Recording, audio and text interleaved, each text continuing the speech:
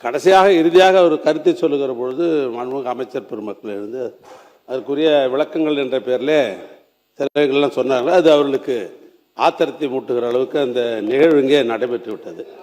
அதற்காக நீங்கள் ஒரு நடுநிலையாக ஏதோ ஒரு தீர்ப்பு சொல்வதற்காகத்தான் அமைதிப்படுத்திக் கொண்டிருக்கிறீர்கள். உங்களுக்கு சப்போர்ட் பண்ண வேண்டும் என்ற அந்த அடிப்படையில் தான் எங்களுடைய உறுப்பினர் என்ன சொன்னார்னா, இந்த கழுதை குதிரை என்ற பெயரில் ஏற்கனவே வழக்கு மன்றத்திலே வழக்கு நடைபெற்றுக் கொண்டிருக்கிறது, அது ஒன்றும் தவறான என்று அவர் சொன்னார். அவ்வளோதான். நீங்கள் அதுக்காக அவருக்கு நீங்கள் ரூலிங் கொடுக்கலாம். இல்லை நீங்கள் அதை சொல்லான்னு சொல்லலாம். நாங்கள் 2 பேரும் ஒன்றா சேர்ந்து கொண்டுன்னு ஒன்று சொன்னீங்க பாருங்கள், அது மாதிரி இல்லை, அது மாதிரி கிடையாது. அந்த அவசியம் எங்களுக்கு தேவையில்லை. அது எங்களுக்கு தேவையில்லாத ஒன்று.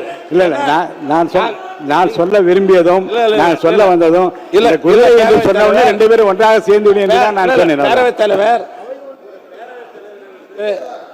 உங்களுடைய பேச்சுக்கு உள்நோக்கம் கற்பிக்க வேண்டிய அவசியம் எங்களுக்கு இல்ல. அது செய்யவும் மாட்டோம். இல்ல உள்நோக்கம் இல்ல இல்ல அது செய்யவும் மாட்டோம் நாங்க. ஆனா என்னன்னா, நாங்கள் எதிர்க்கட்சி என்ற அடிப்படையில் தான் எங்களுக்கு அந்தஸ்தெல்லாம் கொடுத்து எங்களுக்கு எதிர்க்கட்சி என்று வைத்திருக்கிறீர்கள். உங்களுடைய பேச்சை முழுமையாக நடுநிலையாக நீங்கள் நடத்தி கொண்டிருப்பது தான் எங்களுக்கு இருக்கிற பாதுகாப்பை.